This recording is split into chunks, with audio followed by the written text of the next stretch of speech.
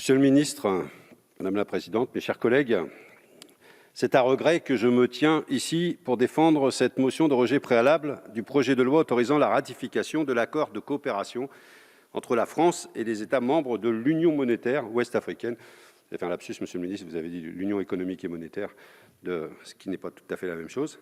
Regret parce que j'aurais aimé croire qu'une réforme du franc CFA, initialement appelée, souvenons-nous, franc des colonies françaises d'Afrique, ne l'oublions pas, aurait pu être l'occasion d'un débat approfondi entre tous les pays concernés et d'un véritable changement en profondeur de nos relations économiques et politiques avec les pays de l'Afrique de l'Ouest francophone. Pourtant, rien ne s'est passé comme ça. Sur le fond, cette réforme n'a pas été faite pour changer quoi que ce soit. Sur la forme, la méthode pour mener cette réforme confirme la condescendance de la France vis-à-vis de ces pays. Car pour ne rien changer, pas besoin de concertation. Personne n'était au courant de l'annonce de la réforme en décembre 2019 par Emmanuel Macron à Abidjan. Seul son acolyte ultralibéral, Alassane Ouattara, en avait connaissance. Lui qui a été mis en place par les chars français en 2011 et qui est le champion de toute catégorie de la multinationale Afrique à forte composante française. Lui qui vient d'ailleurs de s'arroger un troisième mandat inconstitutionnel au moyen d'une répression implacable des opposants. Quant aux partenaires de l'Union monétaire de l'Ouest africain, l'UMOA, qui gère le franc CFA, à savoir le Bénin, le Burkina Faso, la Côte d'Ivoire, la Guinée-Bissau, le Mali, le Niger, le Togo et le Sénégal, ils n'étaient même pas informés. Pas plus que le gouverneur de la Banque centrale des États de l'Ouest africain qui pilote cette monnaie. Lorsqu'Emmanuel Macron a expliqué le sens de la réforme en décembre dernier à Abidjan, il a dit, je cite, « J'ai souhaité pouvoir mettre à plat l'ensemble des sujets pour écrire une page nouvelle de notre histoire commune. » Fin de citation. L'idée ne lui a donc pas été soufflée par les États membres de l'UMOA, comme on veut bien nous le faire croire encore ce matin. C'est encore et toujours Jupiter qui a décidé seul. Or, un changement de monnaie, si l'on respecte un tant soit peu les peuples concernés, aurait dû être un chantier démocratique, transparent et ouvert, quitte à être long. Prenons notre exemple. En 1992, lorsque la communauté européenne a choisi de devenir l'Union européenne et de passer à l'euro, il y a eu un référendum en France. Il posait bien l'enjeu du passage à la monnaie unique, 7 ans plus tard, avec un calendrier précis. Peu importe ce que l'on pense du résultat, mais force est de constater qu'au moins, sur la méthode, les choses étaient plus démocratiques. Ici, que nous propose-t-on ? La ratification d'un accord de coopération seulement. Même pas le calendrier de mise en place de l'ECO. Et même, l'ordre de ratification est suspect. Pourquoi la France est-elle le premier pays à ratifier cet accord ? Pourquoi, en toute logique, ne pas avoir attendu la ratification des autres pays directement concernés pour terminer par la France ? Notre Parlement aurait de ce fait pu tenir compte des débats démocratiques dans les pays directement concernés par cette réforme. Logique, non ? Question de méthode. Cette réforme est par conséquent un non-sens complet. Cela justifierait à elle seule que l'on rejette ce texte. Mais vous avez encore la possibilité de le faire. Parce qu'il ne faut pas oublier que l'on parle de quelque chose qui est absolument fondamental. On parle de monnaie, c'est-à-dire d'une institution politique et économique. C'est la monnaie qui permet à une zone de déterminer et de piloter son économie pour obtenir des résultats de développement précis. Et qu'en est-il de cette réforme du franc CFA ? Va-t-elle permettre de piloter ces taux de change pour permettre de favoriser ses exportations ou ses importations ? Va-t-elle laisser aux pays de la zone le choix de s'adosser à une monnaie plutôt qu'une autre ? Va-t-elle permettre de piloter son inflation, ses taux d'intérêt, le poids de sa dette, et j'en passe ? Eh bien non, rien ne changera. Le lien ombilical du franc CFA avec la zone euro va perdurer. Il s'agit de la parité arrimée uniquement à l'euro, la liberté des transactions et la convertibilité illimitée entre les deux monnaies. Ce triple lien permet à toute multinationale qui fait du commerce dans la zone monétaire du franc CFA de bénéficier d'une sécurisation de ses investissements sur le long terme grâce à la parité franc CFA-euro, de convertir ses profits réalisés en franc CFA vers l'euro, puis de rapatrier ensuite ses capitaux vers la zone euro.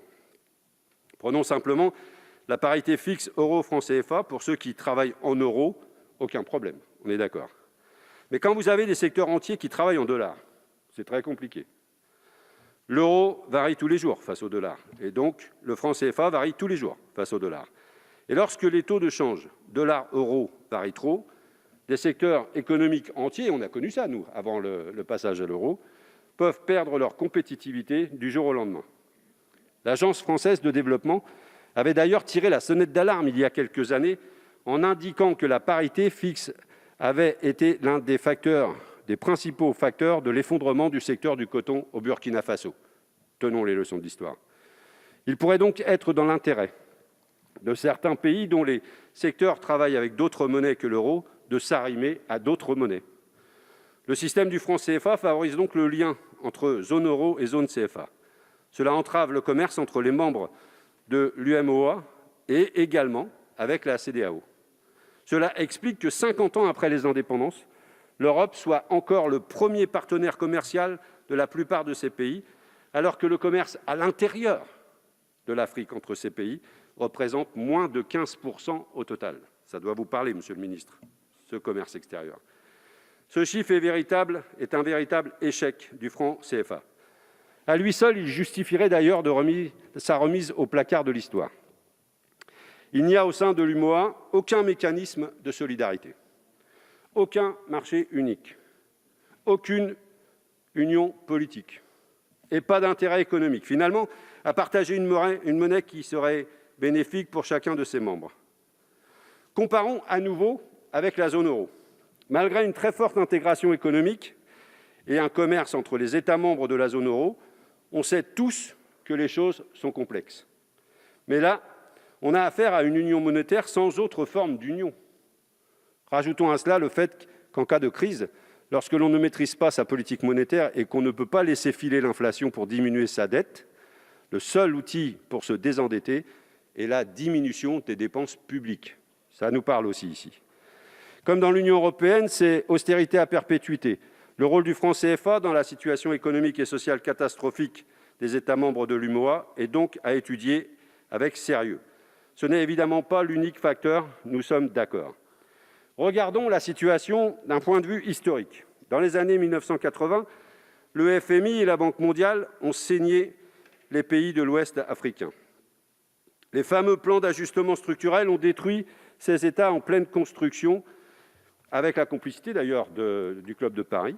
Ils les ont rendus dépendants des cours des matières premières. Ils ont obligé à tout privatiser et à réduire au maximum les dépenses publiques et ont promis un renouveau économique qui n'est jamais arrivé. Évidemment, ces cures d'austérité n'ont jamais fonctionné. L'endettement des pays est donc resté très élevé. Mais avec le franc CFA, il n'a pas été possible de jouer sur l'inflation pour se désendetter. Les pays ont donc continué à diminuer leurs dépenses publiques à des niveaux totalement inacceptables pour leur population, et c'est d'ailleurs ce qui fait qu'ils sont en crise aujourd'hui. Des systèmes éducatifs totalement dégradés, des systèmes de santé inefficaces, des salaires des fonctionnaires si faibles qu'ils ne peuvent empêcher la corruption. Face à ces situations, l'aide publique au développement ne suffit pas à remonter la pente.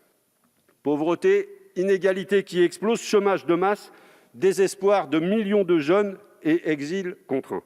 Et le pire, c'est que même avec l'aide publique au développement, la zone CFA est encore perdante. Tous les pays de l'UMOA sont dans la liste prioritaire de l'Agence française du développement. Une partie importante de notre APD est donc dédiée à la mise en place de programmes pour ces pays, dont certains consistent à construire des infrastructures. Or, qui est favorisé lorsqu'il s'agit de gagner des marchés dans une monnaie arrimée à l'euro ? Nos multinationales, bien sûr. Le métro d'Abidjan est à ce titre un exemple funeste de ce genre de projet, dénoncé récemment par le sénateur communiste Pierre Laurent. Il a été confié, suite à d'immenses pressions du pouvoir français, sans appel d'offres, à un consortium d'entreprises françaises à un prix astronomique. La transformation du franc CFA en éco ne va donc en rien changer ce système. Les trois choses qui vont changer sont donc le nom, la capacité pour la Banque centrale des États de l'Ouest africain de déposer ses réserves de change ailleurs qu'au Trésor français, l'absence de Français dans la gouvernance de la zone monétaire. Et encore, l'étude d'impact de ce projet de loi dit que la fin de l'obligation de réserve de change au Trésor français ne changera rien dans la tutelle monétaire. Par contre, cette disposition coûtera moins cher à la France. Il n'y aura donc plus à rémunérer les avoirs déposés sur le compte dédié. Voilà qui en dit long d'ailleurs sur l'état d'esprit de ses auteurs. Quant à l'absence de Français dans la gouvernance de la zone monétaire, elle est à nuancer si on lit attentivement l'article 4 du traité. Au sein du comité de politique monétaire de la Banque centrale des États d'Afrique de l'Ouest, une personnalité indépendante et qualifiée sera nommée par le Conseil des ministres de l'UMOA en concertation avec la France. Je ne reprendrai pas ici une petite interpellation de Roselyne Bachelot cette semaine.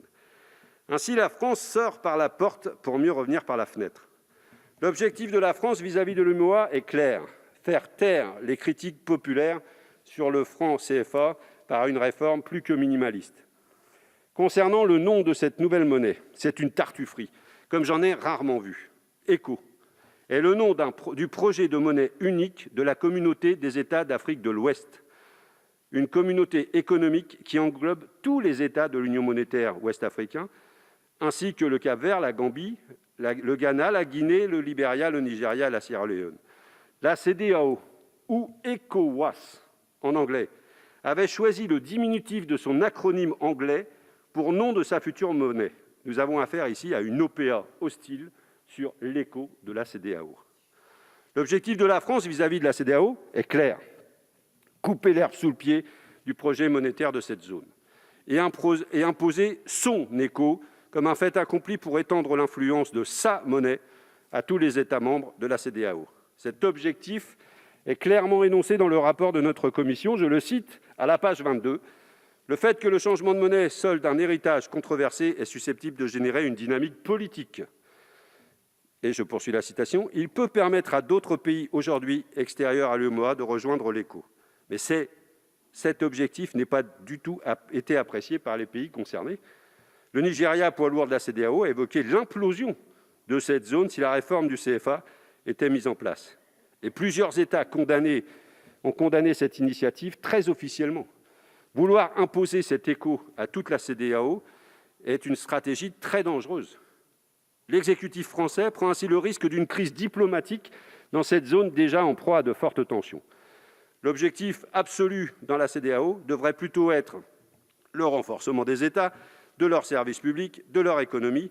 Seuls ces objectifs permettront d'offrir aux populations des perspectives de vie et de travail sur place.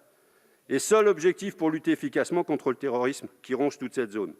Et par cette stratégie du chaos, la France affaiblit la CEDEAO. Or, la CEDEAO est l'appui de l'Union africaine dans la région pour mener une politique de convergence économique et financière, une union douanière pour créer des intérêts économiques communs dans la région et surtout pour mettre en place une devise commune. Affaiblir la CEDEAO, c'est affaiblir le relais de l'Union africaine pour l'intégration régionale. Affaiblir la CEDEAO, c'est affaiblir le multilatéralisme africain. Vous parlez de multilatéralisme, sauf quand ça ne vous intéresse pas. Et j'imagine que personne ici ne veut aujourd'hui affaiblir le multilatéralisme africain. Voulons-nous être complices de cette stratégie de casse ? Que l'on me comprenne bien, je ne penche pas non plus pour le très libéral projet ECO de la CEDEAO.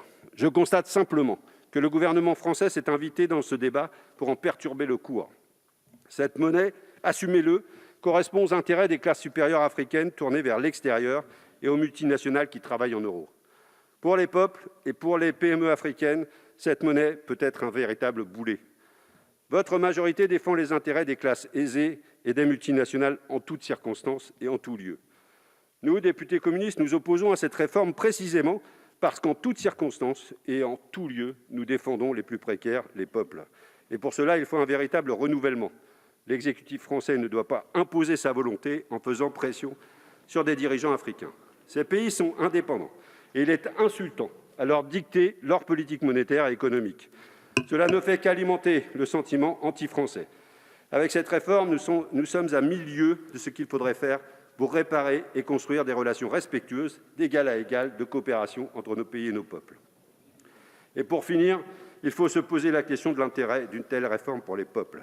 Eh bien, à l'occasion de ce travail, nous n'avons rien trouvé. Cette réforme n'est pas faite pour eux. Pourtant, c'est eux qui vont souffrir de ses mauvais côtés. Cette hypocrisie n'a donc que trop duré.